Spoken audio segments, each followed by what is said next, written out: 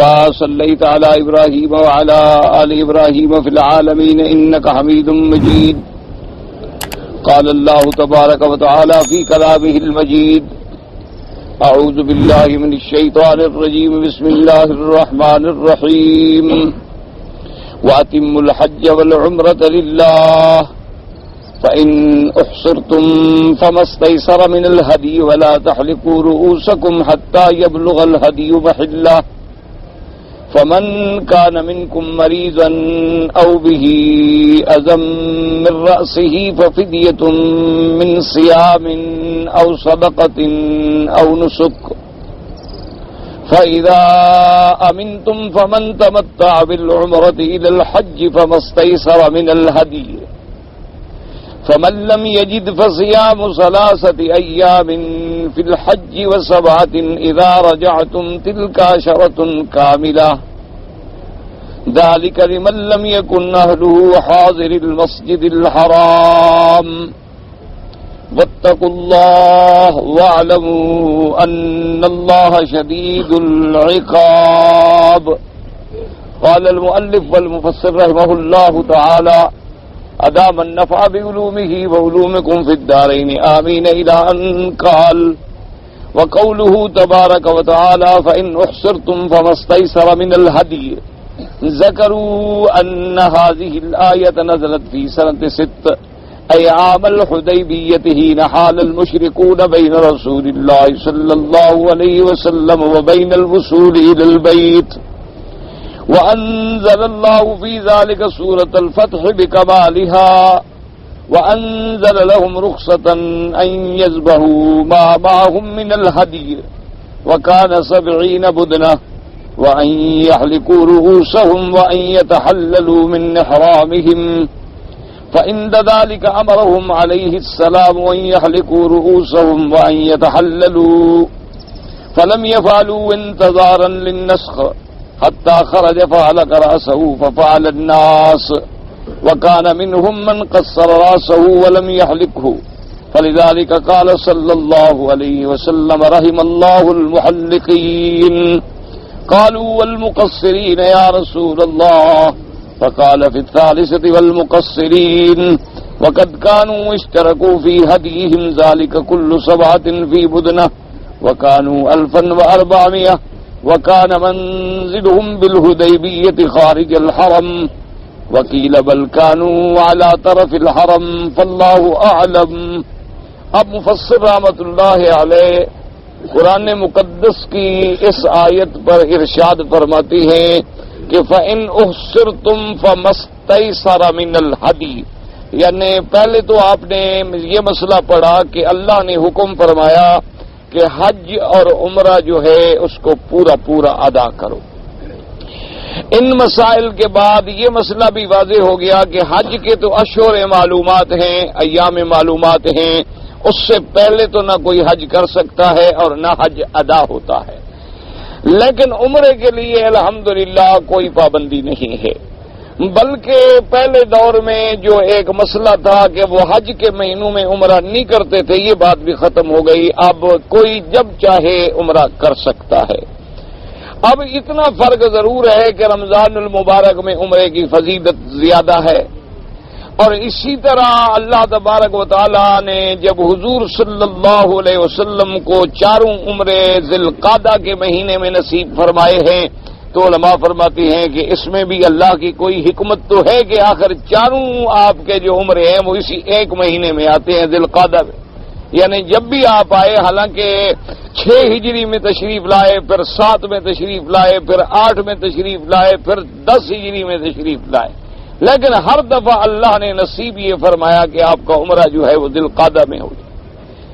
اور جہاں تک عمرے کے احکام کا تعلق ہے وہ مختصراً آپ نے سمجھ لیا کہ مستحب اور سنت ہے کہ آدمی غسل کرے، 2 چادریں باندھے، اور اس کے بعد اللہ نے موقع دیا ہے تو 2 رکعت سنت الاحرام پڑھے، اور نیت اصل مقام دل میں ہے، زبان سے لبیک کہے، لبیک بعمرۃ لبیک اللہم لبیک لبیک لا شریک لک لبیک ان الحمد والنعمت لک والملک لا شریک لک، کم از کم 3 دفعہ کہے، اور اس کے بعد پھر اپنے آپ کو حالت احرام میں رکھے کیا مانا کہ خوشبو استعمال نہ کرے، کوئی شہوت والی بات نہ کرے، ناخن نہ کٹائے، حجامت نہ بنائے، شکار نہ کھیلے، جو چیزیں منع ہیں ان سے بچے، اور کثرت کے ساتھ تلبیہ پڑھتا رہے، لبیک اللہم لبیک لبیک اللہم لبیک، چڑھائی پر، سواری پر، اترتے ہوئے، چڑھتے ہوئے، بیٹھتے ہوئے، سب تلبیہ پڑھے۔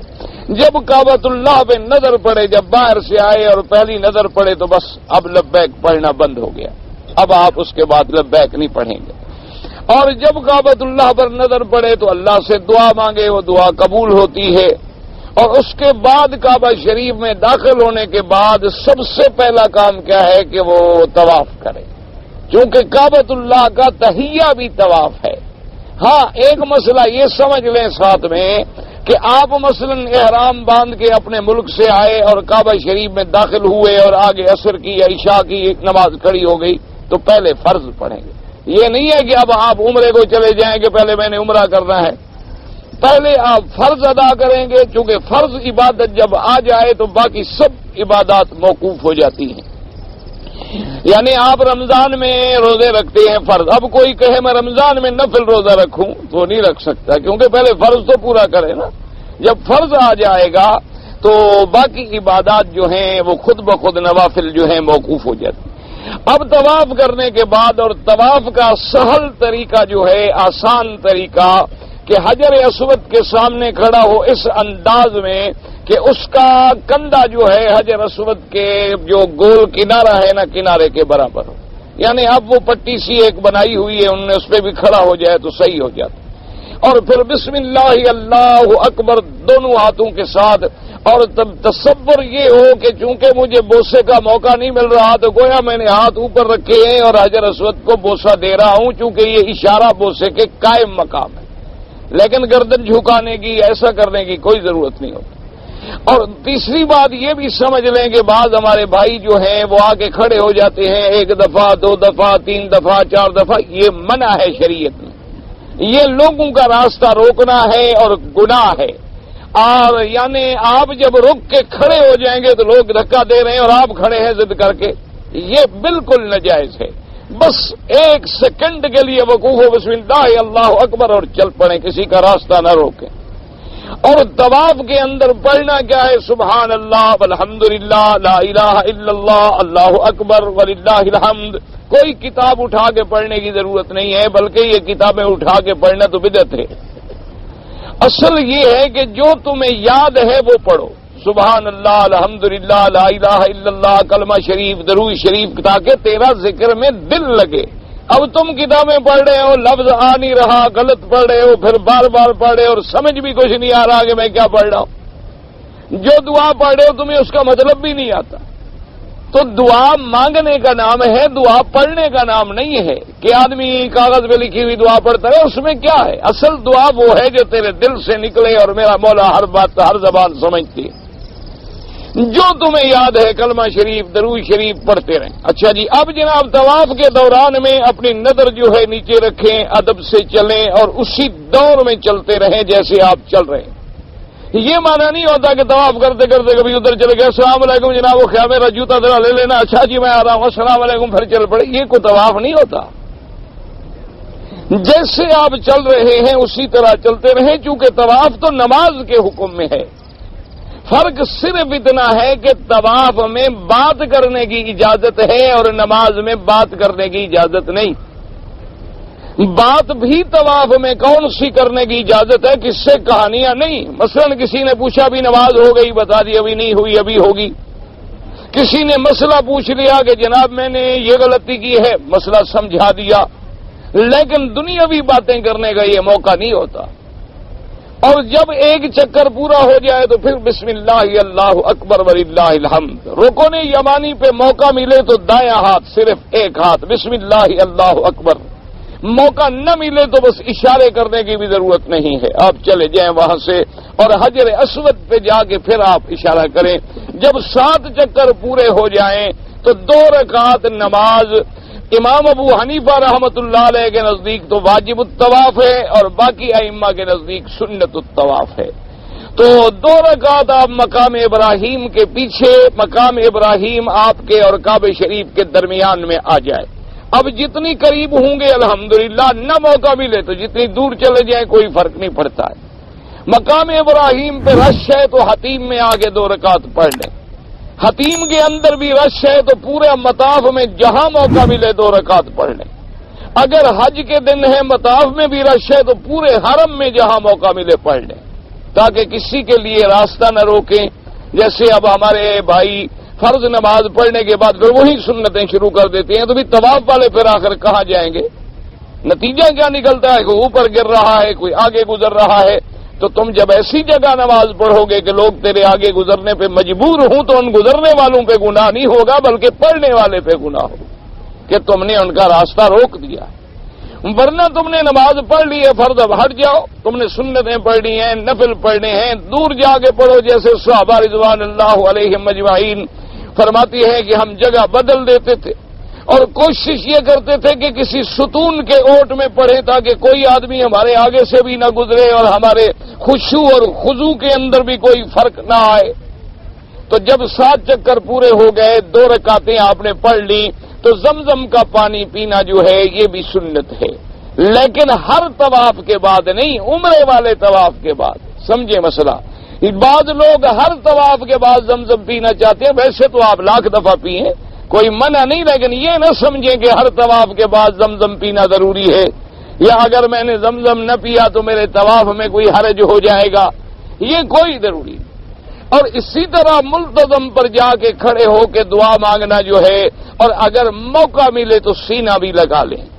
اور ملتزم کہتے ہیں حجر اسود کے کنارے سے لے کر اللہ تبارک و تعالیٰ کے گھر کے دروازے کے کنارے تک جو درمیان میں جگہ ہے یہ ملتزم، یہاں بھی جو دعا مانگیں وہ مستجاب ہوتی ہے اور قبول ہوتی ہے اور اللہ تبارک و تعالیٰ منظور فرماتے ہیں۔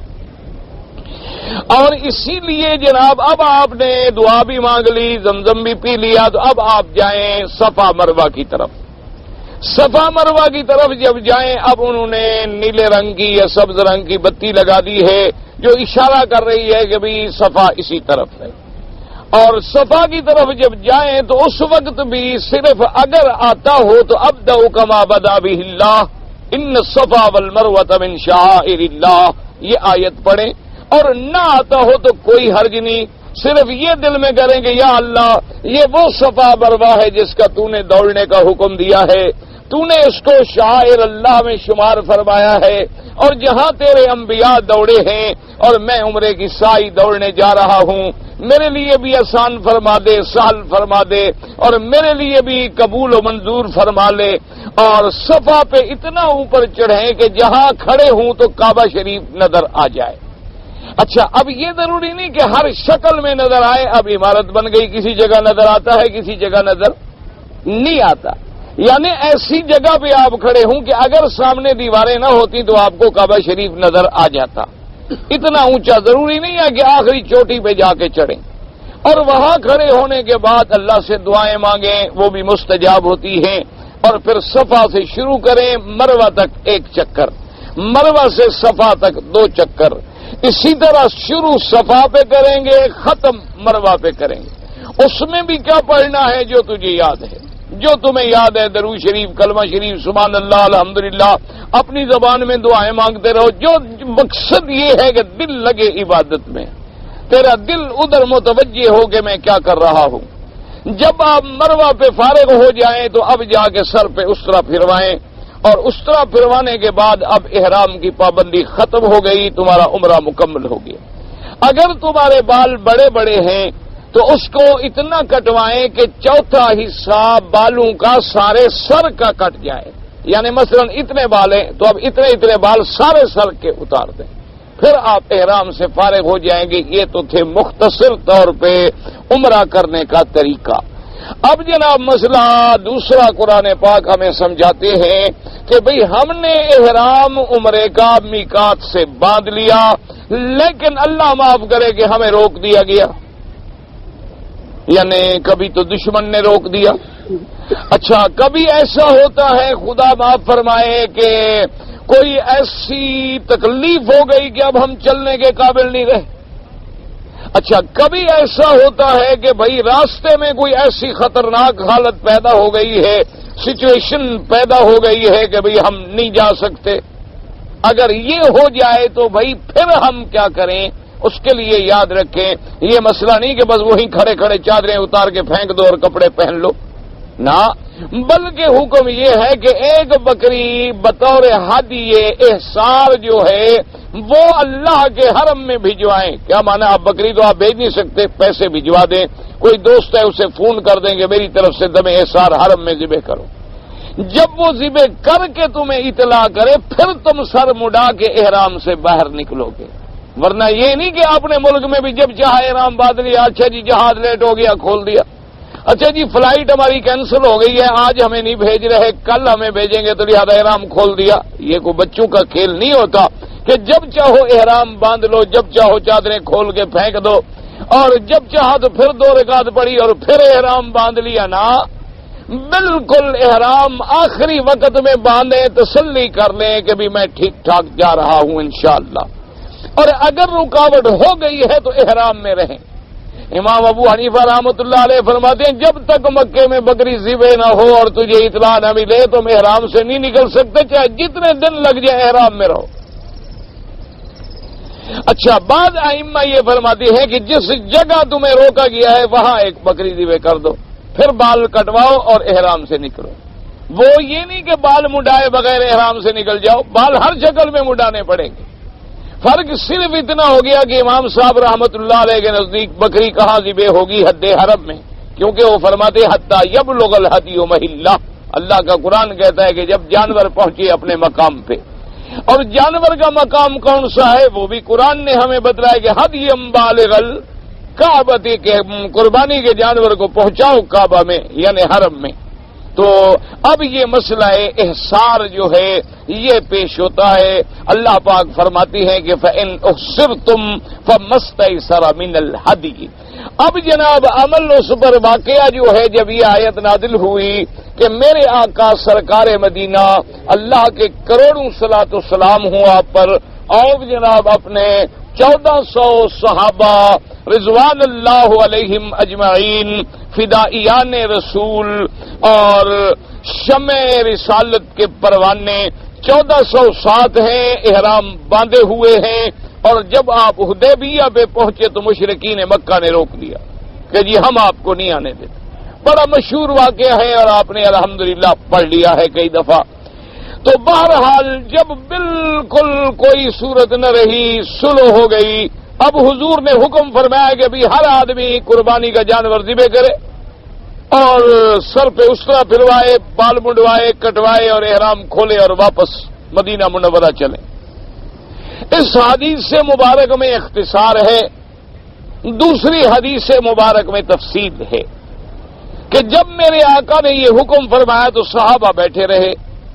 اب حضور پاک جوش میں آئے، غصے میں آئے، ناراض ہوئے اور اپنے خیمے میں تشریف لے گئے اور اپنی بیوی سے فرمایا کہ دیکھا ہے کیا بات ہے، کیسے لوگ ہیں کہ میرے حکم کی تعمیل نہیں ہو رہی، میں نے حکم دیا ہے کہ بھی جانور ذبح کرو اور بال کٹواؤ، چپ کر کے بیٹھے ہوئے. بی بی صاحبہ آخر وہ بھی تو زوجہ رسول اللہ ہے نا، اہل بیت رسول پاک ہے. اللہ نے جن بیویوں کو میرے مدنی کے لیے خود چن لیا تھا ان میں بھی تو کوئی خوبیاں تھیں نا.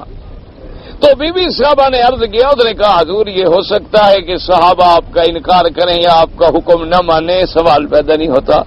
اصل مسئلہ یہ ہے کہ صحابہ کے دل میں وہ تڑپ ہے کہ ہم اتنے قریب آگے مکے کے واپس جا رہے ہیں، تو وہ اس انتظار میں ہے کہ شاید اللہ قرآن نازل کر دے کہ سنو کو چھوڑو، چلو داخل ہو جاؤ مکے میں. وہ اس انتظار میں بیٹھے ہوئے ہیں بیچارے کہ بھی آخر وقت تک انتظار کریں کہ شاید اللہ کا حکم آ جائے. تو آپ ایسا کریں کہ آپ مہربانی کر کے تشریف لے جائیں، اپنے جانور کو ذبح فرمائیں، اپنے بال منڈوائیں اور اس کے بعد دیکھیں کہ صحابہ کیا کرتے ہیں. حضور صلی اللہ علیہ وسلم تشریف لے آئے، اپنا جانور ذبح کیا، اپنے بال منڈا، بس صحابہ دوڑ پڑے، نے کہا بس ختم ہو گئی، اب تو وحی کے انتظار ختم ہو گئے. اب تو جب حضور نے بھی احرام کھول دیا تو ہم سب کے احرام کھلیں گے، واپس جانا ہی ہوگا. اسی میں ہی اللہ کی حکمتیں ہیں. تو اس وقت 70 بدنا جو ہے تقریباً 7 تھا. بدنا کا لفظ جو ہے یہ اونٹ پر استعمال ہوتا ہے اور گائے پر بھی استعمال ہوتا ہے، اس کو کہتے ہیں بدنا۔ اور یاد رکھیں افضل قربانی جو ہے وہ اونٹ ہے، یعنی اللہ آپ کو حج نصیب کرے، اللہ آپ کو مجھے ہر مسلمان کو یہ سعادت نصیب فرما دے، تو آپ نے اگر یعنی دم شکر دینی ہے یا دم ہدی دینی ہے، دم تمتع، دم قران، تو افضل کیا ہے؟ ایک اونٹ۔ اونٹ نہ ملے تو دوسرے نمبر پہ قربانی ہے گائے، اگر وہ نہ ہو تو پھر تیسرے نمبر پہ ہے بکری۔ آج کل تو خیر ہم نے بکری کا ہی ٹھیکہ لے لیا ہے نا، کیونکہ سستا کام وہی ہے۔ اللہ کے راستے میں کون خرچ کرے اونٹ کے پیسے؟ ہمارے پیسے جو ہیں جی وہ تو خرچ ہوتے ہیں وی سی آر پہ، ریڈیو پہ، ٹی وی پہ، کپڑوں پہ، گھڑیوں پہ۔ یہ تو جی پھر جی قربانی کا گوشت جی کون کھاتا ہے بھلا؟ چھوڑو کوئی مردہ سی بکری لے لو، بس تعمیل حکم ہے ہو جائے۔ انا للہ و انا الیہ راجعون۔ حالانکہ آپ یہ سمجھیں کہ اصل قربانی تو یہ تھی کہ ہم اپنی جان ذبح کرتے، جیسے حضرت اسماعیل علیہ السلام نے جان پیش کی۔ یہ تو اللہ کا کرم ہے کہ اللہ نے بجائے بچے کے اللہ نے جنت سے دمبا بھیج دیا اور ابراہیم علیہ السلام کی قربانی قبول ہو گئی اور ہمارے لیے جو ہے ایک راستہ نکلا ہے۔ اور بعض علماء فرماتی ہیں کہ افضل یہ ہے کہ دمبا ذبح کیا جائے۔ بہرحال یعنی اللہ آپ کو اور مجھے توفیق دے تو بہر صورت ایک بکری ذبح کریں۔ اب جناب وہ 70 تھا، 70 کو 7 سے ضرب دیں تو کتنے بن جائیں گے؟ ہاں جی، اچھا 70 کو 7 سے ضرب دو تو 490 بندے ہیں۔ اچھا تو بہرحال اس وقت 70 بدنا تھا، ایک ایک بدنے میں کتنے آدمی شریک ہوئے؟ 7۔ تو بہر صورت یہ ہوا کہ حالانکہ آدمی تھے 1400، تو یا تو یہ ذکر کیا ہے مفسرین اور محدثین نے کہ حضور کے ساتھ 70 تھا، وہ بھی آپ نے کہا اس میں بھی شریک ہو جاؤ، اور باقی ہر کسی کے پاس اپنے اپنے جانور تھے۔ اور اسی لیے چونکہ حج کے موقع پر بھی تو میرے مدنی سرکار نے 100 اونٹ ذبح فرمایا تھا، اس لیے علماء نے فرمایا کہ اب جناب ان نے اچھا اب مسئلہ پھر وہی پیدا ہو گیا کہ بھی قربانی کہاں کی جائے، تو بعض علماء نے فرمایا کہ حدیبیہ میں جہاں حضور بیٹھے تھے وہیں قربانی ہو گئی، لہذا جہاں ہمیں روک دیا جائے گا ہم وہیں ایک بکری ذبح کر کے سر مڈا کے احرام سے فارغ ہو جائیں۔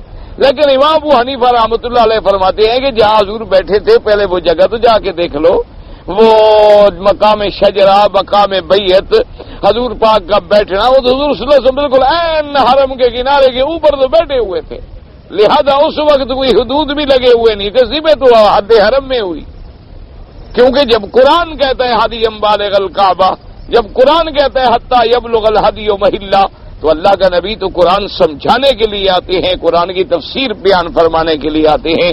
تو بہرحال اب یہ مسئلہ ہو گیا، تو اس لیے اب مفسر رحمۃ اللہ علیہ فرماتے ہیں کہ جناب یہ آیت جو ہے سن 6 میں نازل ہوئی، عام الحدیبیۃ حین حال المشرکون بین رسول اللہ صلی اللہ علیہ وسلم و بین الوصول الی البیت، جب مشرکین نے میرے آقا کو منع کر دیا کہ آپ کعبہ شریف میں نہیں آ سکتے، حضور صلی اللہ علیہ وسلم روک گئے اور اس کے بعد پھر صلح ہو گئی۔ صلح حدیبیہ کا واقعہ جو ہے بڑا مشہور ہے۔ اللہ تبارک و تعالیٰ نے ایک تو سورۃ الفتح اتاری، انا فتحنا لک فتحا مبینا، بکمالہا پوری سورت اتری، اور وہ سورت بھی اتنی شان اور عظمت والی سورت ہے کہ حضرت عمر رضی اللہ تعالی عنہ خلیفہ رسول اللہ صلی اللہ علیہ وسلم کو حضور نے فرمایا کہ عمر آج مجھ پہ اللہ نے ایسی آیتیں اتاری ہیں کہ اگر 7 آسمانوں اور زمینوں کی بادشاہی کی چابیاں اللہ مجھے دے دیتے تو مجھے خوشی نہ ہوتی جتنی ان آیتوں سے خوشی ہوئی۔ اور وہ فتح مبین کیا تھی؟ حدیبیہ۔ حدیبیہ کی صلح جو ہے دراصل یہی فتح عظیم تھی، فتح مبین تھی، اور اس کے بعد مکہ، فتح مکہ بھی فتح عظیم ہے، لیکن اصل فتح جو تھی وہ صلح تھی۔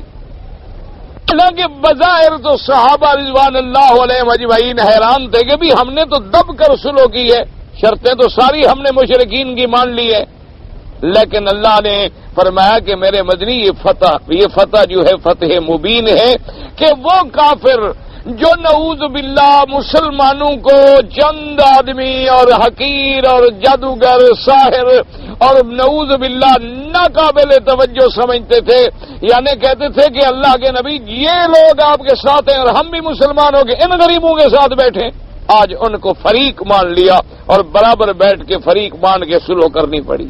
تو اس لیے اس سے بڑی فتح کیا ہو سکتی ہے کہ دشمن تمہیں مان لے؟ اصل بات تو یہی ماننے کی ہوتی ہے نا، اور کیا ہوتا ہے؟ اصل بات جو ہے وہ یہی تو ہوتی ہے کہ تم نے دشمن کی قوت کو تسلیم کر لیا، اس کے ملک کو مان لیا، تو بس بات ختم ہو گئی، تم تو شکست کھا گئے۔ تو اس لیے آج کفار مکہ شکست کھا چکے تھے، انہوں نے اسلام کی قوت کو مان لیا تھا، انہیں ایک فریق تسلیم کیا، ان کے لیے آنے والے سال میں 3 دن کا وعدہ کیا کہ ہم اللہ کا حرم کھول دیں گے، آپ عمرہ کریں گے، اور پھر وہ 3 دن باقی انہوں نے حرم کھولا اور حضور پاک تشریف لے آئے۔ تو لہذا یہ فتح مبین تھی، اور یہ آیات بھی نازل ہوئی فَإِنْ أُحْصِرْتُمْ فَمَا اسْتَيْسَرَ مِنَ الْهَدْيِ وَلَا تَحْلِقُوا رُؤُوسَكُمْ، اپنے سر کو نہ مڈاؤ جب تک کہ قربانی کا جانور جو ہے وہ ذبح نہ ہو جائے۔ اب جناب فرماتی ہیں کہ حضور صلی اللہ علیہ وسلم کے ساتھ 70 بدنتن یعنی 70 اونٹ تھے، وہیں اس کے بعد آپ نے فرمایا وہیں یتحللوا، حضور صلی اللہ علیہ وسلم فرمایا کہ اپنے سروں کو منڈائیں اور احرام کھولیں۔ فإن ذلك امرهم علیہ السلام ان يحلقوا رؤوسهم وان يتحللوا، لیکن انہوں نے چپ کر لی، انتظار کرتے رہے کہ شاید یہ حکم منسوخ ہو جائے۔ اس کے بعد جب حضور پاک خود خیمے سے باہر تشریف لے آئے، اپنے سر پہ اس طرح پھروایا، ففعل الناس، سب صحابہ دوڑ پڑے، سب نے جا کے عمل کیا۔ وکان منهم من قصر راسه ولم يعلقه، بعض صحابہ ایسے تھے جنہوں نے قصر کرایا، بال کٹوائے لیکن اس طرح نہیں پھروایا۔ حضور پاک صلی اللہ علیہ وسلم نے جب دعا کی، آپ نے فرمایا رحم اللہ المحلقین، رحم اللہ المحلقین، یا اللہ جن لوگوں نے آج اس طرح پھروایا ہے ان پہ رحم فرما۔ اور حضور صلی اللہ علیہ وسلم کو صحابہ نے کہا حضور جنہوں نے بال کٹائے ہیں ان کے لیے بھی تو دعا فرمائیں، آپ نے فرمایا رحم اللہ المحلقین، انہوں نے کہا والمقصرین، آپ نے فرمایا رحم اللہ المحلقین، یا اللہ جنہوں نے اس طرح پھروایا ہے۔ 3 دفعہ میرے مدنی سرکار نے اس طرح پھروانے والوں کے لیے دعا کی۔ 4تھی دفعہ میں آپ نے فرمایا والمقصرین، اللہ جنہوں نے بال کٹوائے ہیں ان پر بھی رحم فرما۔ تو لہذا ثابت ہو گیا کہ افضل کیا ہے، اس طرح پھروانا، اس طرح سر پہ پھروانا جو ہے وہ افضل ہے۔ اور میرے پاک نبی سرکار مدینہ صلی اللہ علیہ وسلم، اللہ کے کروڑوں صلاۃ و سلام ہوں، آپ نے بھی سر پہ اس طرح پھروایا۔ تو ایک مسئلہ یاد رکھا کرو کہ بھئی اگر نماز پڑھنے آتے ہو تو پورے رکوع، خشوع، خضوع اور ادائے ارکان کے ساتھ پڑھیں۔ اگر عمرہ کرنا ہے تو پھر پورا کریں، یعنی کہ عمرہ تو کر لیا، ایک شوق ہے اور میرے بال خراب ہو جائیں گے اور فیشن میں فرق آ جائے گا، اور اگر میں گنجا ہو گیا تو جب واپس جاؤں گا تو دوست کہیں گے یار یہ کیا ہو گیا، اور بیوی نہیں پہچانے گی، سمجھے گی کوئی اور آدمی ہو گیا ہے، یہ بندہ بدل گیا ہے۔ یہ ساری باتیں جو ہیں یہ بالکل اس جذبہ دین کے خلاف ہیں۔ اگر بڑے بال ہیں ٹھیک ہے آپ کٹوا لیں، 4تھا حصہ کٹوا لیں، اور اگر بڑے بال ہیں پھر بھی اس طرح پھروائیں تو افضل ہے، سنت رسول پوری ہو جائے، بال پھر نکل آئیں گے، اور اس طرح پھروانے سے بال اور اچھے نکل آتے ہیں، خراب نہیں ہو جاتے۔ صرف چند دنوں کی بات ہوتی ہے، حالانکہ اس طرح تو علاج ہے کہ جن لوگوں کے بال نہ نکلتے ہوں وہ بار بار اس طرح پھروائیں۔ تو یہ اللہ کی حکمتیں ہیں۔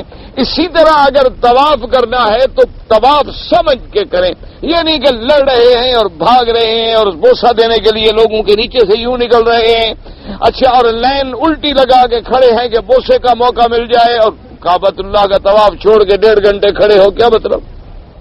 اللہ نے موقع دے دیا، بوسہ دے دو، نہیں دیا ہاتھ لگا لو، نہیں دیا دور سے اشارہ کر لو، وہی بوسے کا ثواب ہے۔ کوئی لڑنے کی ضرورت نہیں، جھگڑنے کی ضرورت نہیں، کوئی ٹکریں کھانے کی ضرورت نہیں۔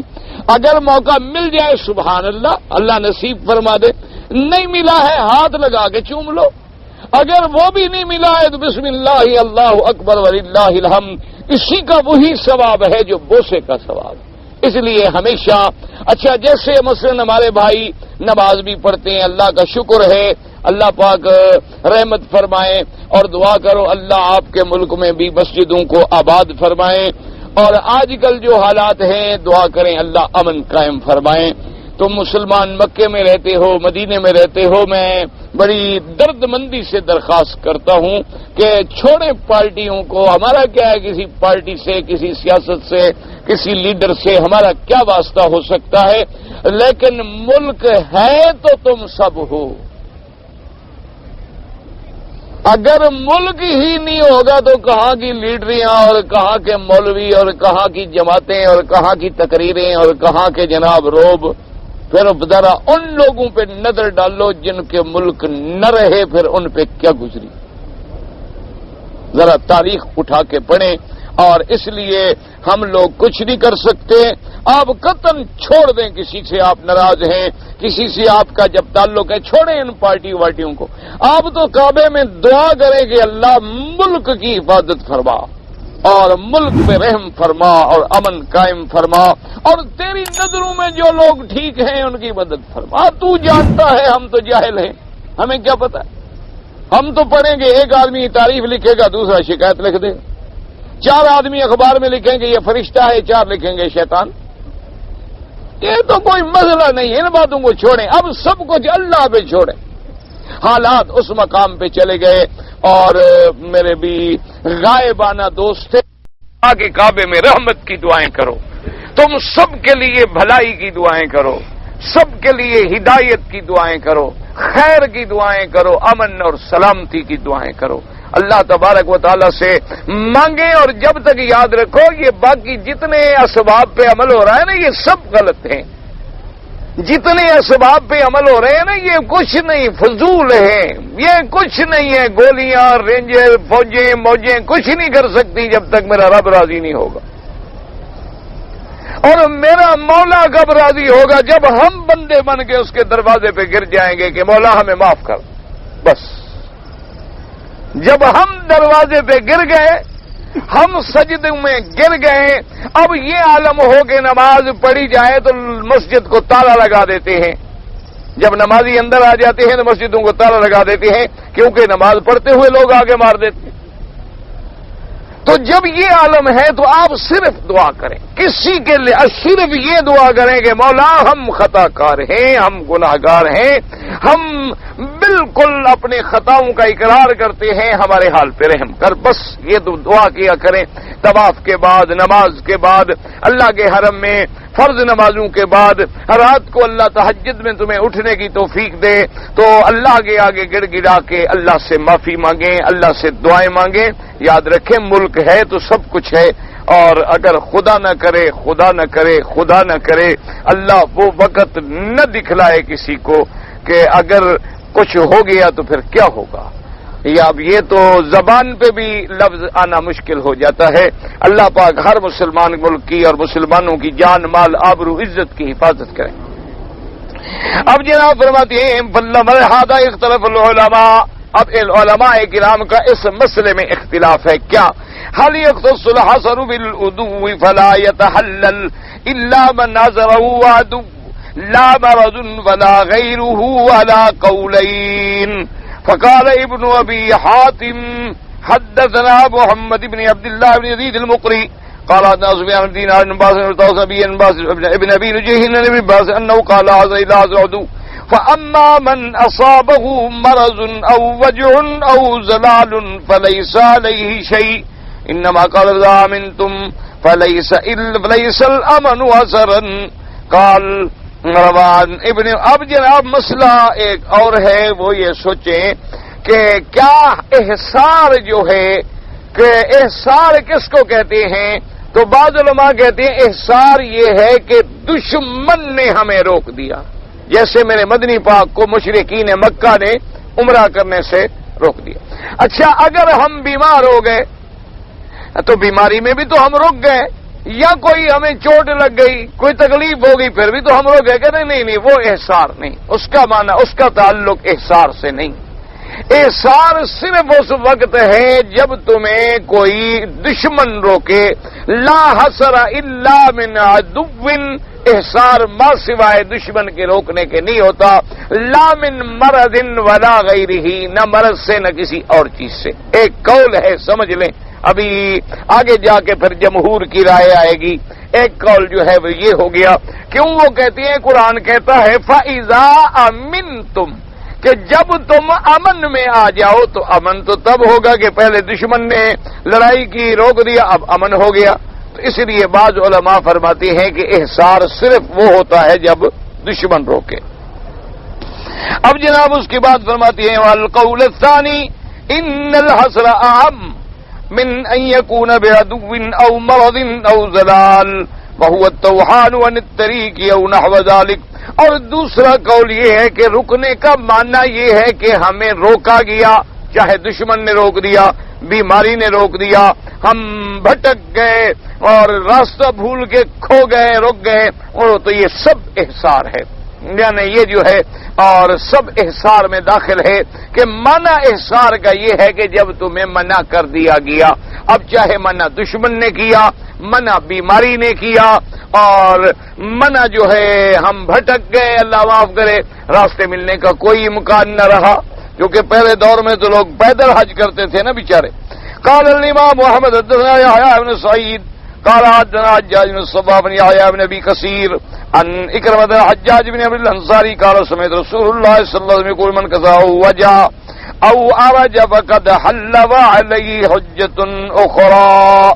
اب جناب اس حدیث میں آتا ہے کہ عامر الانصاری فرماتی ہیں کہ میں نے حضور پاک سے سنا کہ اگر کسی نے یعنی حج کا احرام باندھا تھا لیکن ٹانگ ٹوٹ گئی، یا اس کو کوئی ایسا درد لاحق ہو گیا کہ وہ اب بیچارہ حج نہیں کر سکتا، یا اس کے کوئی لنگڑا ہو گیا، کوئی تکلیف ہو گئی، تو فرمایا بس وہ احرام کھول دے، اب رک گیا، اور احرام اسی طرح کھولے گا، بکری ذبح کرے گا، بال منڈائے گا، احرام کھولے گا، اور اگلے سال جو ہے پھر وہ اپنا حج جو ہے ادا کرے جو اس کے ذمہ رہ گیا۔ قال وذكرت ذلك لابن عباس وابي هريره رضي الله تعالى عنهما فقال صدقا، کہتی ہیں کہ میں نے یہ بات جو ہے سیدنا ابن عباس اور سیدنا ابی ہریرہ کی خدمت میں عرض کی، انہوں نے کہا اس نے ٹھیک کہا ہے کہ چاہے آدمی کو دشمن روکے، بیماری روکے، کوئی ٹانگ وانگ ٹوٹ گئی، اب حج پہ جانے کے قابل ہی نہیں رہا، تو احرام کیا کرے، بکری ذبح کرے، احرام کھول دے، سر مڈائے، احرام کھول دے، اور اگلے سال پھر حج جو ہے ادا کرے۔ وأخرجه أصحاب الكتب الأربعة من حديث يحيى بن أبي كثير به، وفي رواية لأبي داود بن ماجه من أرجه كسره وبرد ذكر معناه، رواه ابن حاتم الحزم بن اسماعيل بن علي بن حجاج بن أبي عثمان الصواب به، ثم قال رواه عن ابن مسعود بن الزبير وذلك وسعيد بن المسيب وعروة بن الزبير ومجاهد بن نخي وعطاء وقاد بن حيان رحمه الله انهم قالوا الاحصار من عدو او مرض او کسر، کہ احصار چاہے دشمن روکے یا بیماری ہو جائے یا کوئی چیز ہڈی وڈی ٹوٹ جائے۔ وقال الثوری الاحصار من كل شيء آذاه، ثوری رحمت اللہ علیہ فرماتے ہیں کہ احصار یہ ہے کہ کوئی ایسی چیز آ گئی جو اس کے لیے تکلیف کا باعث ہے کہ اب حج نہیں کر سکتا، تو یہ بھی احصار ہے۔ وثبت في الصحيحين عن عائشة رضي الله تعالى عنها أن رسول الله دخل على زباد بنت الزبير بن عبد المطلب فقال يا رسول الله إني أريد الحج وأنا شاكية، فقال حجي واشتري أن محلي فبسطني، رواه مسلم بن عباس بمثله، فذهب من ذهب العلماء إلى صحة الاشتراط في الحج لهذا الحديث۔ اب ایک صحیحین کی حدیث میں امام بخاری اور امام مسلم رحمت اللہ علیہ نے یہ روایت نقل فرمائی ہے، بی بی عائشہ راویہ ہیں، فرماتی ہیں کہ حضور پاک بی بی زبیہ بنت الزبیر ابن عبد المطلب، زبیر ابن عبد المطلب کی بیٹی ہے زبیہ، ان کا نام ہے، فرماتی ہیں کہ ان کے پاس حضور آئے تو اس بی بی نے عرض کیا کہ یا رسول اللہ صلی اللہ علیہ وسلم انی ارید الحج وانا شاکیۃ، انہوں نے کہا حضور میرا حج کا ارادہ ہے لیکن مجھے تکلیف بھی ہے، پتہ نہیں میں حج پہ پہنچ سکوں یا نہ پہنچ سکوں، تو حضور نے فرمایا تم احرام جب باندھو تو یہی شرط کر لو، تم یہی شرط کر لو کہ ان محلی حیث حبستنی، کہ یا اللہ پھر میرا محل وہی ہے جہاں تو نے مجھے روک دیا، جہاں تو نے مجھے روک دیا آگے میں نہ چل سکی، تو اس لیے بعض ائمہ جو ہیں علماء اس بات کے قائل ہیں کہ اگر آدمی پہلے شرط کر لے کہ یا اللہ میرا مقام وہی ہے جہاں تو نے مجھے روک دیا، تو اب اسی جگہ بکری ذبح کر سکتا ہے، اس لیے کہ اس نے تو پہلے یہ تعلیق شرط کے ساتھ لگائی ہوئی ہے۔ اب جناب فرماتے ہیں وقد علق الامام محمد بن ادریس شافعی القول بسیر هذا الحدیث قال بھائی وللہ الحمد، اور امام شافعی رحمۃ اللہ علیہ نے بھی اسی قول کو لیا ہے کہ بھی اگر اس نے شرط کر لی کہ محلی حیث حبستنی، تو بس جہاں رک گئے۔ اچھا، اور یہ غلطیاں جو ہے نا جی یہاں مکے میں رہتے ہوئے ہمارے بھائی بہت کرتے ہیں، ان کو بڑا خیال رکھنا چاہیے۔ مدینہ منورہ سے آتے ہیں نا، مثلا احرام باندھ لیا میقات سے، آگے آتے ہیں تو چوکی آ جاتی ہے، وہاں انہوں نے دیکھا تو کوئی کاغذ میں نقص تھا، کوئی ورقے میں، کوئی کاغذ کے اندر کوئی لکھائی میں، کوئی نام میں کوئی فرق تھا، انہوں نے کہا واپس جاؤ، یہ اپنا کاغذ ٹھیک کراؤ، ہم تمہیں اجازت نہیں دیتے آگے جانے کی، وہ بس وہی احرام کھول کے گھر چلے جائے۔ یہ غلط بات ہے، جب تک کہ آپ کو روک دیا گیا ہے تو اب آپ احرام نہیں کھول سکتے، اسی احرام میں جائیں رہے، اسی حالت میں مدینے چلے جائیں، کفیل سے اپنا کاغذ ٹھیک کرائیں، واپس آئیں، اسی احرام میں آ کے عمرہ کریں، پھر دوبارہ تمہیں کوئی نیت کی ضرورت نہیں، تم تو احرام میں ہو۔ اور اگر احرام کھولنا ہے، اب یقین ہو گیا کہ چھٹی ختم ہو گئی، اب تو میں نہیں جا سکوں گا، تو پھر تمہیں بکری ذبح کرانی ہوگی، جب تک اطلاع نہ ملے، اطلاع ملے سر منڈاؤ، پھر احرام کھولو۔ اور اگر بعض ائمہ کے قول پہ عمل بھی کر لو تو پھر بھی وہاں سے بکری ذبح کرو، بال منڈاؤ، پھر احرام سے نکلو۔ یہ نہیں کہ بس ایسے دو چادریں بس کھول دی۔ کئی لوگ ہیں جدے میں آتے ہیں، باقاعدہ گھر میں وضو کرتے ہیں، نماز کا 2 رکعتیں پڑھتے ہیں، احرام باندھتے ہیں، نیت کرتے ہیں، جناب اڈے پہ آگے بس نہ ملی یا کسی دوست نے کہا ابھی کل چلیں گے، اچھا ٹھیک ہے یار چلو ٹھیک ہے آج پھر کھول دیتے ہیں، چلو کل پھر باندھ لیں گے، جی کیا ہے 2 چادریں ہی تو باندھنی ہے۔ یہ نہیں ہوتا کہ جیسے تم نماز شروع کر دو توڑ دو، روزہ شروع کر دو توڑ دو، یہ ضروری یہ نہیں ہوتا بانا ہے۔ ہاں وہ تو حالات ہیں، اگر تمہیں مجبوری بھی آ گئی تو احرام سے نہیں نکل سکتے ہو جب تک کہ یہ ساری شرطیں پوری نہ کرو۔ اچھا، امام شافعی رحمۃ اللہ علیہ تو اس تعلیق کے قائل۔ امام ابو حنیفہ رحمۃ اللہ علیہ فرماتے ہیں کہ بی بی کو حدیث مبارک میں حدیثیں صحیح ہیں، بخاری مسلم کی حدیث ہے آنکھوں پر، لیکن اس کو تو بی بی صاحبہ کو تو تکلیف پہلے سے تھی، اس لیے حضور پاک نے انہیں اجازت دی کہ تم شرط لگا لو۔ ایک آدمی کو تو تکلیف ہے نہیں، احرام باندھنے کے بعد پیش آ گئی، تو دونوں میں فرق ہے، بات کو سمجھیے، بات کو تھوڑا سا سمجھنے کی ضرورت ہوتی ہے کہ حدیث رسول پہ اللہ عمل کی بھی توفیق دے، اللہ سمجھ کی بھی توفیق دے۔ کہ بھئی بی بی صاحبہ نے عرض کیا کہ انی ارید الحج وانا شاکیہ، حضور میں حج کرنا چاہتی ہوں لیکن مجھے شکایت ہے، تکلیف ہے، پتہ نہیں میں پہنچ پاؤں یا نہ پہنچ پاؤں، تو حضور نے فرمایا کہہ دو محلی ہے سو حبست، یا اللہ میرا وہی جگہ ہے جہاں تو نے روک دیا۔ لیکن ایک آدمی کو تو کوئی تکلیف ہے ہی نہیں، بیماری ہے ہی نہیں، اس کو تو امکان ہی نہیں کہ میں روکوں گا، نعوذ باللہ احرام باندھ کے آئے گا اور فالج گر گیا، احرام باندھ کے آیا ہارٹ اٹیک کا دورہ ہو گیا، احرام باندھ کے آیا کوئی اور رکاوٹ ہے کہ دونوں کی اس میں فرق آ جاتا ہے۔ اس لیے بہرحال امام شافعی تو تعلیق کے قائل ہیں اور باقی ائمہ قائل نہیں۔ وقوله تبارک و تعالی فمستيسر من الهدي قال امام مالک ان جاء محمد النبی علی بن طالب قال يقول مستيسر الهدي قال شافعی نے کم از کم جو تمہیں میسر آ سکے بکری، قال ابن عباس الهدي من الازواج السماء من الابل والبقر والمعز والضأن، کہ بکری ہو، گائے ہو، اونٹ ہو، دمبا ہو، بھیڑ ہو۔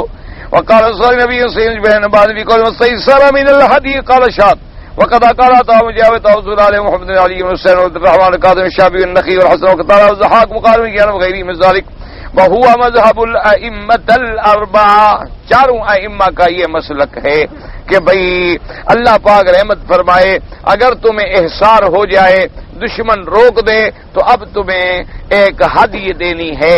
ہدیہ کیا ہے؟ اللہ توفیق دے تو اونٹ ذبح کر دو، اللہ توفیق دے تو گائے بیل ذبح کر دو، ورنہ کم از کم ایک بکری جو ہے وہ ذبح کرو گے۔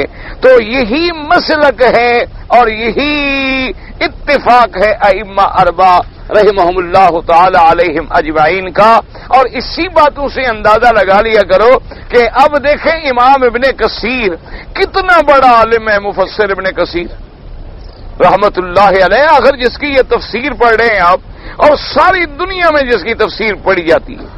اچھا پھر صرف مفسر نہیں، مفسر بھی ہیں، محدث بھی ہیں، مؤرخ بھی ہیں رحمت اللہ علیہ مجمعین، لیکن اتنی جلالت شان کے بعد بھی کیا کہتے ہیں کہ ائمہ اربعہ، چاروں اماموں کا یہ مذہب ہے، یعنی ان کے نزدیک بھی ائمہ کا حوالہ جو ہے وہ ضروری ہے۔ جائے کہ میں دو جماعتیں پڑھوں اور میں کہوں کون امام اور کون فلان اور کون فلان، یعنی اتنا بڑا آدمی، اتنا بڑے علم، حالانکہ خود وہ امام شافعی رحمت اللہ علیہ کے قول کو زیادہ لیتے ہیں، لیکن اس کے باوجود جہاں ان کو ملتا ہے کہ بھی یہاں ائمہ اربعہ متفق ہیں وہ نقل کر دیں گے، اچھا جہاں اپنے امام کا قول ملتا ہے وہاں اس کو نقل کر دیں گے، جہاں دوسرے ائمہ کا قول ملتا ہے ان کو نقل کر دیں گے۔ تو یعنی ان کے نزدیک بھی ائمہ اربعہ سے یعنی اوپر تیر کے نکل جانے میں گزارا نہیں تھا، اس لیے وہ لازم بات فرمائیں گے۔ اسی لیے بڑے سے بڑے آپ محدث، بڑے سے بڑے آپ مفسر، بڑے سے بڑے آپ شارح حدیث، شارح تفسیر، بڑے سے بڑے عالم کی کوئی کتاب اٹھا کے دیکھ لیں، جب بھی کوئی مسئلہ آئے گا تو کہیں گے ہاں بھی یہ امام کا فلاں امام یوں فرماتے ہیں، فلاں امام یوں فرماتے ہیں، فلاں امام یوں فرماتے ہیں، فلاں امام یوں فرماتے ہیں، اور بعض تو سب کے دلائل بھی ذکر کریں گے کہ اس امام کی دلیل یہ ہے، اس امام کی دلیل یہ ہے، اس امام کی دلیل یہ ہے، اس امام کی دلیل یہ ہے، اور جمہور کا فتویٰ جو ہے وہ اس بات پہ ہے۔ تو لہذا میرے کہنے کا مقصد یہ تھا کہ اگر کوئی شخص مثلاً ائمہ اربعہ کو، چاروں اماموں کو نہیں مانتا، اس کی مرضی ہے، لیکن گستاخی یا ان کی شان میں توہین یا ان کی تنقیص یا ان کے بارے میں بے ادبی کا لفظ کہنا جو ہے یہ اپنے سوء خاتمہ، اپنے خاتمے کے خراب ہونے کی طرف اشارہ ہے۔ اللہ پاک آپ کو، مجھے، ہر مسلمان کو ادب کی توفیق دیں کہ ہم سب کا ادب کریں، احترام کریں۔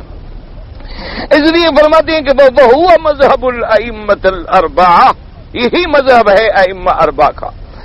اب اس کے بعد فرماتے ہیں حدثنا ابو سعید الشج قال حدثنا ابو خالد الاحمر يحيى بن سعيد القاسم عن عائشة وابن عمر رضي الله تعالى عنهما انهما كانا لا يريان ما استيسر من الهدي الا من الابل والبقر، یعنی فرماتی ہیں کہ ان کا قول یہ تھا کہ بھائی اللہ نے جو فرمایا کہ مستیسر من الہدی، جو تمہیں میسر آئے ہدی، وہ فرماتے تھے کہ بھائی یا اونٹ یا گائے۔ اصل میں بات کیا تھی، وہ صحابہ یہ چاہتے تھے ہم زیادہ سے زیادہ اجر کمائیں، کیوں؟ اور چونکہ حالانکہ ہدی میں اگر تم بھی اونٹ ذبح کرو، سبحان اللہ، کیونکہ جتنا پیسہ خرچ کرو گے اتنی اجر ملے گا، جتنی تمہاری قیمت خرچ ہوگی اتنی ثواب زیادہ ہوگا۔ ایک آدمی نے 200 ریال کی بکری لی، ایک آدمی نے 2000 ریال کا اونٹ خریدا، تو آسمان زمین کا فرق ہے، اس کو 200 ریال کے بدلے میں ثواب ملے گا، اسے 2000 ریال کے بدلے میں ثواب ملے گا۔ تو اس لیے بی بی عائشہ اور ابن عمر تو فرماتے ہیں بھی کم از کم اونٹ یا گائے ذبح کرو، بس یہ بکری شکری پہ نہ ہو، یعنی مقصد تھا کہ افضل پہ عمل کرو، اعلیٰ پہ عمل کرو۔ اب جناب فرماتی ہیں روان سالم قاسم حضرت سالم، حضرت قاسم، عروۃ بن الزبیر بھی، سعید بن جبیر بھی اسی طرح فرماتی ہیں قلت والظاہر ان مستند هؤلاء فيما ذهبوا الیہ قصۃ الحدیبیہ فانه لم ينقل الناس منهم انه ذبح في تحلله ذلك شاة وانما ذبحوا الابل والبقر۔ اب مفسر رحمت اللہ علیہ فرماتی ہیں کہ دراصل بھی عائشہ، حضرت ابن عمر اور عبداللہ ابن زبیر، سعید ابن جبیر، یہ بڑے بڑے صحابہ جو کہتے ہیں کہ اونٹ ذبح کرو یا گائے ذبح کرو، یہ بھی اپنی طرف سے نہیں کہہ رہے، کیونکہ حدیبیہ کے موقع پر جب میرے مدنی پاک کو روکا گیا تو 1400 صحابہ میں سے کسی نے بھی بکری ذبح نہیں کی، سب نے یا اونٹ ذبح کیے تھے یا گائے ذبح کی تھی۔ تو اس لیے وہ فرماتے ہیں مستیسر من الہدی جو ہے کم از کم گائے ہے یا اونٹ ہے۔ اب اس کے بعد جناب فرماتی ہیں انما فی الصحیحین عن جابر رضی اللہ تعالی عنہ قال امرنا رسول اللہ ان نشترک فی الابل والبقر کل سبعۃ منا فی بقرہ۔ اب فرماتی ہیں یہ حدیث صحیحین میں ہے، حضور پاک صلی اللہ علیہ وسلم نے فرمایا کہ ہم اونٹ میں 7 گائے میں 7 آدمی جو ہیں شریک ہو جائیں، یعنی اس کے بھی 7 حصے اس کے بھی 7 حصے. وفي الصحيحين عن جابر وقال عبد الله كان بامر ان متاوس النبي نے بات بھی قول صحیح قال بقدره سارته. اس نے کہا کہ معنی یہ ہے جتنی اللہ توفیق دے، اونٹ کی دے، گائے کی دے، بکری کی دے. وقال لو في بعض قال موسى الابل والا ومن البقر والا ومن الغنم، یا پہلے جو ہے درجہ اونٹ کا، پھر گائے کا، پھر بکری کا. وقال شاورت النبي صلى الله عليه وسلم ما ذلك بما بين الرخص والغلا بدل سير قول جميع فيما ذهب اليه من اجزاء بشاد الاسار ان الله اوجب ذبح ما استيسر من الهدي اي مهما تيسر مما يسمى هديا والهدي من بهيمه الانعام وهي الابل والبقر والغنم كما قاله الهبر البحر ترجمان القران وابن عم رسول الله صلى الله عليه وسلم. وقصر الصحيحين عائشه ام المؤمنين رضي الله عنها قال النبي مره غنما. اب مفسر رحمۃ اللہ علیہ فرماتے ہیں کہ بھائی جمہور کا مسئلہ، جمہور کا قول یہ ہے کہ کوئی چیز بکری بھی ذبح کرے تو کافی ہے، اس لیے کہ اللہ نے فرمایا مستیسر من الہدی. نے کہا یہ احوال ہیں، اللہ نے کسی کو اونٹ کی توفیق دی، کسی کو گائے کی توفیق دی، اور کم از کم جو ہے وہ بکری ہے. اور اسی قول کو لیا ہے جو بحر الحبر جو ہیں یعنی ابن عباس رضی اللہ تعالیٰ عنہ نے. اور پھر بی بی عائشہ سے صحیحین میں روایت موجود ہے کہ ایک دفعہ حضور پاک نے بکری بھی ذبح کی تھی، تو لہذا بکری بھی ہدیہ ہے. تو یعنی اصل مسئلہ کیا ہو گیا؟ اب جمہور کے نزدیک سارے قول جمع ہو گئے. اعلیٰ یہ ہے کہ آدمی اونٹ ذبح کرے، اس کے بعد گائے کا نمبر، اور آخری نمبر جو ہے وہ بکری کا ہے. اگر بکری بھی ذبح کرے گا تو کافی ہو جائے گی. واللہ تعالی عالم وعلمہ اتم.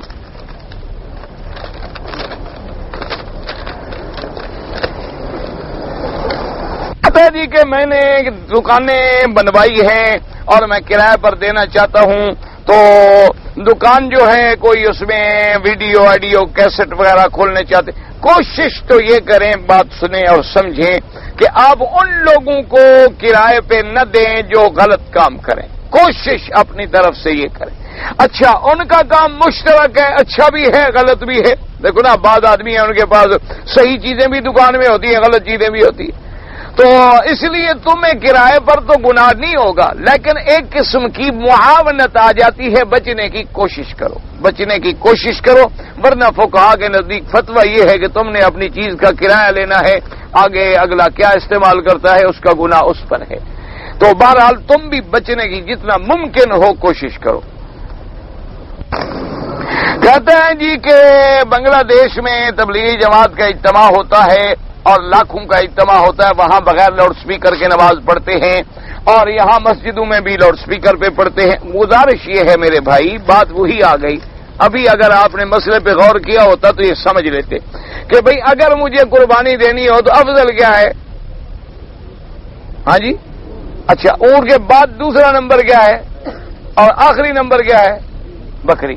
تو یہی بات سمجھ لیں، افضل یہ ہے کہ سپیکر نہ ہو اور مکبر ہوں اور آواز پہنچائی جائے. لیکن اگر نہ ہو تو سپیکر پر بھی جواز کا علماء نے فتویٰ دیا ہے، گزارا اس پر بھی ہو جاتا ہے. وہ بیچارے افضل پہ عمل کرتے ہیں، اللہ ان کو جزا دے. اللہ تبارک و تعالیٰ باقی جو سپیکر پہ پڑھتے ہیں ان کی نمازیں بھی قبول ہیں. اصل وجہ یہ تھی، بات یاد رکھو، کہ جب نئے نئے سپیکر آئے تھے نا جی، تو ایک مسئلہ پیدا ہو گیا تھا کہ یہ جو آواز ہے سپیکر سے نکلنے کی مائکروفونوں کے بعد، یہ وہی آواز ہے یا بدل گئی ہے؟ ایک جھگڑا پیدا ہو گیا تھا. اگر آواز بدل گئی تو ہم تو امام کی اقتدا کر رہے تھے، اس سپیکر کی تو نہیں کر رہے تھے. لیکن اب تحقیق ہو گئی ہے کہ آواز وہی ہوتی ہے لیکن اسی کو پھیلا دیا جاتا ہے. اب ساؤنڈ سسٹم آ گئے ہیں، اس میں اس کو بھاری کر دیتے ہیں، باریک کر دیتے ہیں، درمیانہ کر دیتے ہیں، لیکن آواز اسی بندے کی ہوتی ہے، آواز کسی اور کی نہیں ہوتی. تو لہذا سپیکر پہ نماز جائز تو ہو گئی، لیکن افضل وہی رہی کہ حضور پاک نے کبھی سپیکر پہ نہیں پڑھی، صحابہ نے کبھی اس وقت تھے ہی نہیں. تو اس لیے اگر تبلیغ والے بیچارے وہ کوشش کرتے ہیں، ان کو دعا کرو اللہ جزا دے، اور تم پڑھتے ہو تو تمہاری نمازیں بھی الحمدللہ صحیح ہیں، کوئی فرق نہیں، وہم میں نہ پڑھو. اور جو بیچارے کوشش کریں، اب یہ نہیں کہتے کہ ان کو ضرور لاؤڈ سپیکر پہ پڑھوائیں، کیوں؟ تو ضروری ہے. عورت مسجد میں اعتکاف بیٹھ سکتی ہے عورت کا مسجد میں آنا ہی ضروری نہیں. اگر اعتکاف بیٹھنا چاہے تو اپنے گھر میں ایک جگہ مقرر کر لے کہ یہ مسجد ہے, اس کو بس وہی مسجد کا ثواب مل جائے گا, بات ختم ہو گئی. بی بی عائشہ صدیقہ تو اپنے زمانے کا فرما رہی ہیں, فرمانے لگیں کہ لو رأى نبی صلی اللہ علیہ وسلم نساء زماننا, فرمایا کہ اگر ہمارے زمانے کی عورتوں کو حضور دیکھتے تو مسجد میں آنے کے لیے مطلقاً منع فرما دیتے. یہ تو بی بی عائشہ فرما رہی ہے اپنے زمانے کی بات, ہمارا زمانہ دیکھتے تو پتہ نہیں کیا حکم دیتے. ہم جس حال میں ہیں لہذا عورت اپنے گھر میں ایک جگہ مقرر کر لے. اچھا, یہ ماشاءاللہ جنوبی افریقہ کے مسلمانوں میں ہم نے دیکھا ہے, اللہ نے ان کو توفیق دی ہے ماشاءاللہ وہ بھی حد سے کچھ نکلے ہوئے ہیں, ماشاءاللہ حد سے نکلے ہوئے. اچھا, مؤذن جو ہے کوشش کر کے ڈھونڈتے ہیں کالے رنگ کا ہو, جو حضرت بلال جو کالا تھا, یعنی ان کی بھی حد ہے, اللہ ہدایت دے ان کو, وہ بھی کچھ نیکی میں مجھے خطرہ ہے کہیں آگے نہ نکل جائیں, ان کو بھی نیکی کا بڑا ہیضہ ہے. اور پھر جناب یہ ہے کہ بڑے متقی, بڑے پرہیزگار, بڑے تہجد گزار, اور گھروں میں کالی عورتیں کام کرتی ہیں تو وہ ساری منی سکرٹ میں. تو میں نے انہیں تقریر میں کہا, میں نے کہا یہ کہیں مسئلہ پڑا ہو تو مجھے بھی بتاؤ کہ کالی پنڈلی عورت کی ہو تو دیکھنی جائز ہے, گوری ہو تو ناجائز ہے. یہ تمہاری کون سی نیکی ہے کہ گھروں میں تمہاری عورتیں جو ہیں ساری منی سکرٹ میں پھر رہی ہیں اور تم سارے بڑے بڑے تہجد گزار, شب بیدار اور بزرگ بنے ہوئے ہو. مؤذن کالا ڈھونڈ رہے ہو کہ بلال کا رنگ جو کالا تھا, پھر امام نبی جیسا ڈھونڈ سکتے ہو؟ کوئی عقل کی بات کرو. کیا چھوٹی چھوٹی چیزوں میں حد سے بڑھ جانا, یہ غلو بھی نہیں ہونا چاہیے آدمی کو. جب آدمی کو نیکی کا ہیضہ ہو جاتا ہے نا, وہ بھی بڑا ڈر ہوتا ہے کہیں ایسا نہ ہو کہ اللہ معاف کرے جنت سے آگے نکل جاؤ, اگر نکل گئے تو پھر کیا ہوگا. ہاں, نیکی کے بھی حد ہے. اللہ نے 5 نمازیں رکھی ہیں, کو 15 شروع کر دے. اللہ نے حج 1 دفعہ فرض کیا, تم کو 10 دفعہ فرض ہے, یہ نہیں ہو سکتا. تو بہرحال ان کی عادت ایک اچھی بھی میں نے دیکھی ہے کہ وہ جب بڑے بڑے گھر بناتے ہیں نا, کوٹھیاں ووٹیاں, تو ان میں ایک کمرہ وہ نماز کے لیے رکھ دیتے ہیں, مصلی, اوپر لکھ بھی دیتے ہیں کہ بھی ہماری نماز کی جگہ ہے, اور اس کے اندر تاکہ عورتیں آگے نماز پڑھ لیں. کبھی بندہ مسجد نہ جا سکا, بارشیں ہو گئیں, کوئی رکاوٹ ہو گئی, پریشانی ہو گئی, تو اپنی جماعت کر لی تاکہ مسجد کا ثواب مل گیا. تو بہرحال یہ ہے کہ عورت گھر میں مسجد بنا کے بیٹھے.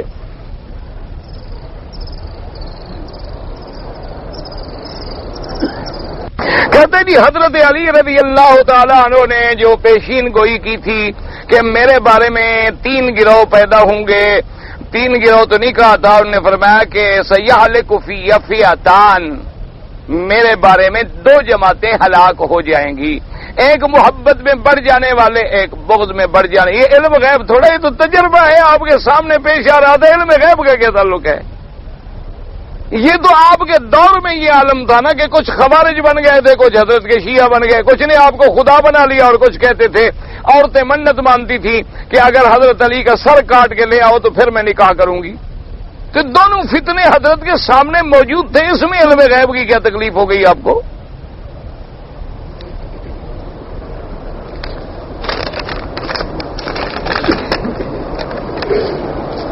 اگر کافر شیعہ مشرک ہیں تو پھر یہاں کیسے آ جاتے ہیں؟ یہاں جیسے قادیانی بھی اپنے آپ کو دھوکہ دے کے مسلمان لکھواتے ہیں. بہرحال ایک ہے مسئلے کے روح سے کسی کا کافر ہونا, ایک ہے کہ وہ خود بھی کافر مانتا ہو اور اپنے آپ کو پاسپورٹ میں کافر لکھتا ہو. فرق ہے دونوں میں. نظام تو چلے گا جو کچھ کاغذوں میں ہے, علم غیب سینے کا تو کسی کے پاس نہیں. اور کوئی آدمی یہ تو نہیں کہہ سکتا کہ یہ کافر ہے, یہ نہیں کہہ سکتا. علماء بھی یہ کہتے ہیں کہ جو بی بی عائشہ پر قرآن نازل ہونے کے بعد تہمت لگاتا ہو وہ کافر ہے, جو قرآن کا منکر ہو وہ کافر ہے. علماء کفر بتاتے ہیں, کافر بناتے نہیں, سمجھا کرو. علماء کافر جو ہیں بناتے نہیں ہیں بلکہ بتلاتے ہیں کہ بھئی اللہ نے بی بی عائشہ کو بری کیا قرآن میں. اب کوئی بی بی عائشہ کو نعوذ باللہ گناہگار سمجھتا ہے تو گویا وہ قرآن کا منکر ہے. اللہ نے قرآن میں فرمایا ابو بکر میرے محمد کا صحابی ہے, اذ یقول لصاحبہ. اب ابو بکر کے صحابی ہونے کا کوئی انکار کرے تو گویا قرآن کا انکار کرتا ہے. اللہ نے فرمایا کہ میں قرآن کا خود حافظ ہوں, کہ قرآن کا زبر زیر بھی قیامت تک محفوظ رہے گی۔ اب اگر کوئی عقیدہ رکھے کہ قرآن بدل گیا ہے، تبدیل ہو گیا ہے، اہل بیت کی آیتیں نکل گئی ہیں، کچھ بکری کھا گئی ہے، کچھ 70 گز لمبا ہوگا، 40 پارے کا ہوگا، صاف بات ہے کہ اس قرآن کا منکر ہے تو کافر ہے۔ اب وہ کون ہے جو ہے منکر؟ وہ کافر ہے۔ جو کہتا ہے میں نہیں ہوں تو اس کو آپ زبردستی بنائیں گے؟ ایک آدمی کہتا ہے جی میں قرآن مانتا ہوں، آمنا، بس کہتا ہے سبحان اللہ، ختم ہوگی بات، اب دل تو ہم نے چیر کے نہیں دیکھنا۔ ایک آدمی کہتا ہے جی میں بی بی عائشہ پر تہمت نہیں لگاتا، نعوذ باللہ ثم نعوذ باللہ، جو تہمت لگائے میں ان کو مسلمان بھی نہیں سمجھتا، بات ختم ہو گئی۔ تو اس شریعت تو ظاہر میں فیصلہ کرتی ہے نا۔ کہتے ہیں جی حضور باغ جیسے سامنے دیکھتے تھے، حضور کا معجزہ تھا کہ آپ الٹا بھی یعنی پیچھے سے بھی دیکھ سکتے تھے۔ اگر قربانی کے علاوہ عام دنوں میں ہم ایک گائے یا اونٹ لے لیں اور اس کا ایک حصہ میں عقیقے کے لیے لے لوں، کوئی بات نہیں، 7 بکریاں جو ہیں گویا اس میں 7 بکریاں ہیں، 7 حصے کر لو، کوئی مسئلہ نہیں۔ لیکن عقیقے میں بھی وہی افضل ہے کہ دمبا ہو، بکر لڑکا ہو تو 2 دمبے، لڑکی ہو تو 1، دمبا نہ ہو تو پھر بکرے ذبح کریں۔ رسول اللہ صلی اللہ علیہ وسلم فرشتوں میں کس کا شان بڑا ہے؟ بھائی حضور سے بھی کوئی شان میں زیادہ ہے؟ اللہ کے بندے، فرشتے تو حضور کے خادم بن کے آتے تھے، براق لے کے جبریل آتا تھا، حضور کو سوار کر کے لے جاتا تھا، خادم بھی مخدوم سے افضل ہوتا ہے؟ جبریل تو کبھی حضور کے دروازے پر بغیر اجازت کے اندر بھی داخل نہیں ہو سکتے تھے۔ اللہ کے بندے، حضور کی شان سب سے افضل ہے۔ یاد رکھو، اللہ کی مخلوق میں سب سے اعلیٰ افضل جو ہے میرے مدنی محمد مصطفیٰ صلی اللہ علیہ وسلم۔